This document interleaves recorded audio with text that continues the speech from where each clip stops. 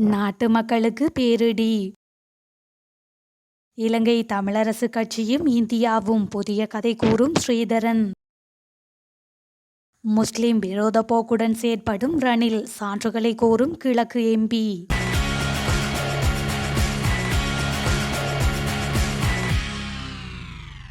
இலங்கை தமிழரசு கட்சியின் தலைமைத்துவ விவகாரத்தில் இந்தியா தலையிடவில்லை என தமிழரசு கட்சியின் புதிய தலைவர் சிவஞானம் ஸ்ரீதரன் தெரிவித்துள்ளார். பொதுச்சபை உறுப்பினர்களின் ஆதரவுடனே நான் தலைவராக தெரிவு செய்யப்பட்டேன் என்றும் அவர் சுட்டிக்காட்டியுள்ளார். கொழும்பு பத்திரிகை ஒன்றுக்கு வழங்கிய நேர்காணலின் போதே அவர் மேற்கண்டவாறு குறிப்பிட்டுள்ளார். இது குறித்து அவர் தொடர்ந்தும் தெரிவிக்கையில், தமிழரசு கட்சியின் தலைமைத்துவ விவகாரத்தில் இந்தியா தலையிடவில்லை. கட்சியின் தலைமைத்துவத்திற்கு யார் வந்தாலும் அவர்களுடன் ஒன்றிணைந்து செயற்படும் நிலைப்பாட்டில்தான் இந்தியா இருக்கின்றது. இந்தியாவின் ஒத்துழைப்பு எமக்கு என்றும் உறுதியானது. ஜனநாயக ரீதியில் உள்ளக மட்டத்தில் தேர்தல் இடம்பெற்றது. கட்சியின் உறுப்பினர்களின் ஆதரவுடன் நான் தலைவராக தெரிவு செய்யப்பட்டேன். எனக்கு வாக்களித்த மற்றும் வாக்களிக்காத அனைவருக்கும் நன்றி தெரிவித்துக் கொள்ள கடமைப்பட்டுள்ளேன். நண்பர் எம்.ஏ. சுமந்திரன் எதிர்மறையானவர் அல்ல, இயல்பானவர். எனது செயற்பாடுகளுக்கும் அவர் முழுமையான ஒத்துழைப்பை வழங்குவார் என்ற நம்பிக்கை எனக்கு பூரணமாக உள்ளது. கட்சியின் செயலாளர் பதவி கிழக்கு மாகாணத்திற்கு வழங்கப்பட வேண்டும் என்ற நிலைப்பாட்டில் நான் உறுதியாக உள்ளேன். தமிழ் தேசிய கூட்டமைப்பை பலப்படுத்தவும் விலகிச் சென்ற சிரேஷ்ட தலைவர்களை ஒன்றிணைக்கவும் அனைவரது ஒத்துழைப்புடனும் நடவடிக்கைகளை முன்னெடுக்க தீவிர கரிசனை கொண்டுள்ளேன் என குறிப்பிட்டுள்ளார். பாடசாலை ஆரம்பிக்கப்பட்டதன் பின்னர் பாரிய போராட்டம் வெடிக்கும் என இலங்கை ஆசிரியர் சங்கத்தின் செயலாளர் ஜோசப் ஸ்டாலின் தெரிவித்துள்ளார்.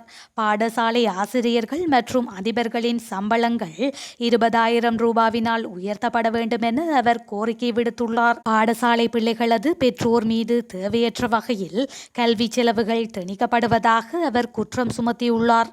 இந்த காரணிகளின் அடிப்படையில் அடுத்த பாடசாலை தவணை ஆரம்பமான பாரியளவு போராட்டம் வெடிக்கும் என அவர் குறிப்பிட்டுள்ளார். பாடசாலைகளின் மின்சார கட்டணத்தை பாடசாலை அபிவிருத்தி சபையினூடாக மறைமுகமாக பெற்றோர் மீது அரசாங்கம் திணித்துள்ளதாக அவர் குற்றம் சுமத்தியுள்ளார். அதிபர்கள் ஆசிரியர்களின் சம்பளங்களை 20,000 ரூபாவினால் உயர்த்துவதற்கு நடவடிக்கை எடுக்குமாறு அரசாங்கத்திடம் பல்வேறு சந்தர்ப்பங்களில் கோரிக்கை விடுக்கப்பட்ட போதிலும் உரிய பதில் கிடைக்கவில்லை என அவர் குற்றம் சுமத்தியுள்ளார். பாடசாலை பிள்ளைகளின் பாதணிகள், அப்பியாச புத்தகங்கள் மற்றும் ஏனைய கற்றல் உபகரணங்கள் தாங்கிக் கொள்ள முடியாத அளவில் அதிகரித்துள்ளதாக தெரிவித்துள்ளார்.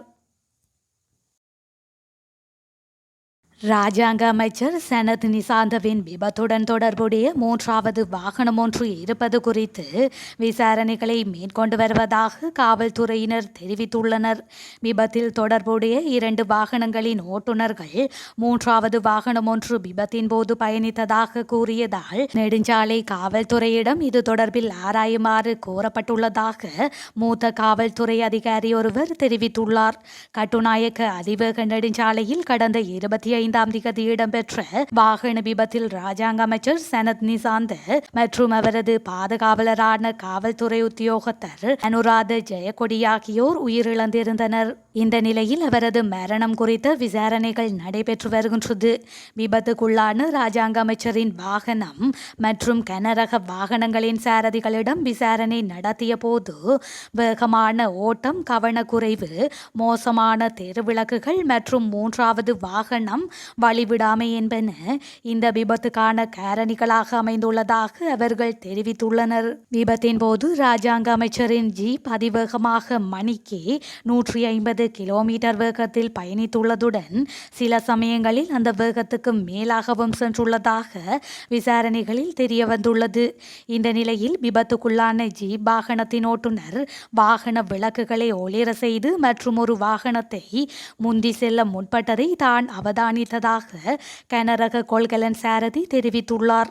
தமக்கு பின்னால் 2 வாகனங்களும் ஆபத்தான முறையில் இயக்கப்படுவதை உணர்ந்த அவர் தனது வாகனத்தை இரட்டை பாதை அதிவேக நெடுஞ்சாலையின் இடதுபுறமாக நகர்த்தியுள்ளார். இதன்போது முதலில் பயணித்த வாகனம் கனரக கொள்கலனை கடந்து சென்ற போது அமைச்சரின் ஜீப் கொள்கலனின் பின்பகுதியில் மோதி விபத்துக்குள்ளாகியுள்ளதாக விசாரணைகளில் தெரிய வந்துள்ளது. இந்த நிலையில் விமான நிலையத்திலிருந்து திரும்பிக் கொண்டிருந்த ஓய்வு பெற்ற விமானப்படை அதிகாரியுடன் பயணித்த காவல்துறை அதிகாரி ஒருவரே விபத்தை பார்த்து முதலில் வாகனத்தை நிறுத்தியுள்ளார். அத்துடன் அவர்கள் அருகில் உள்ள காவல் நிலையங்களுக்கும் அவசர சேவை வாகனங்களுக்கும் தகவல் வழங்கியுள்ளனர். இதேவேளை அமைச்சர் சனத் நிசாந்தவையும் அவரது மெய்பாதுகாவலரையும் விபத்து இடிகளுக்குள்ளிருந்து வெளியேற்றுவதற்கு சுமார் 1 மணித்தியாலத்துக்கு மேல் ஆனதாகவும் தெரிவிக்கப்பட்டுள்ளது.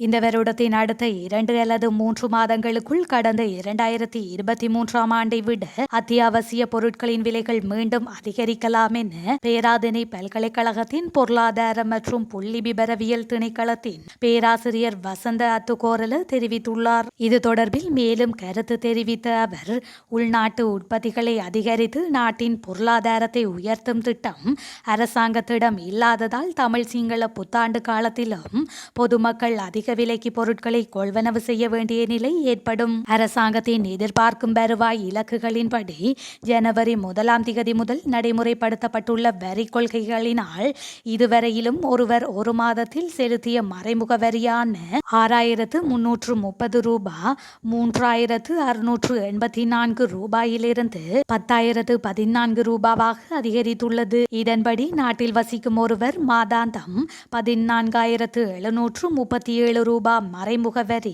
செலுத்த வேண்டியுள்ளது. சர்வதேச நாணய நிதியத்தின் ஒப்பந்த விடயங்களின் அடிப்படையில் பொருட்கள் மற்றும் சேவைகளுக்கான வரிகளை அரசாங்கம் மேலும் அதிகரிக்க வேண்டியிருக்கும்.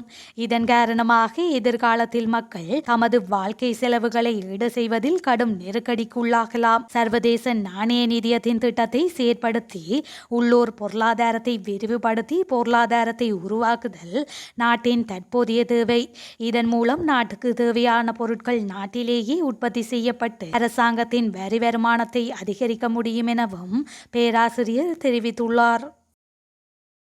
ஸ்ரீலங்காவின் அதிபர் ரணில் விக்ரமசிங்கவின் நடத்தையில் முஸ்லிம் விரோத போக்கு தெரிவதாக நாடாளுமன்ற உறுப்பினர் இம்ரான் மஹ்ரூப் குற்றம் சாட்டியுள்ளார். அண்மையில் இடம்பெற்ற கிழக்கு மாகாண அமைச்சு செயலாளர் மாற்றத்தின் மூலம் இது உறுதிப்படுத்தப்பட்டு விட்டதாகவும் அவர் சுட்டிக்காட்டியுள்ளார். இவ்விடயம் தொடர்பில் இம்ரான் மஹ்ரூப் மேலும் தெரிவித்துள்ளதாவது, கிழக்கு மாகாணத்தில் உள்ள 5 அமைச்சுக்களின் செயலாளர்களுள் 2 முஸ்லிம் உத்தியோகத்தர்களாகவும் 2 தமிழ் உத்தியோகத்தர்களாகவும் ஒருவர் சிங்கள உத்தியோகத்தராகவும் நியமிக்கப்பட்டிருந்தனர். கிழக்கு மாகாண இன சமநிலையை கருத்தில் கொண்டு இந்த நியமனம் இடம்பெற்றிருந்தது.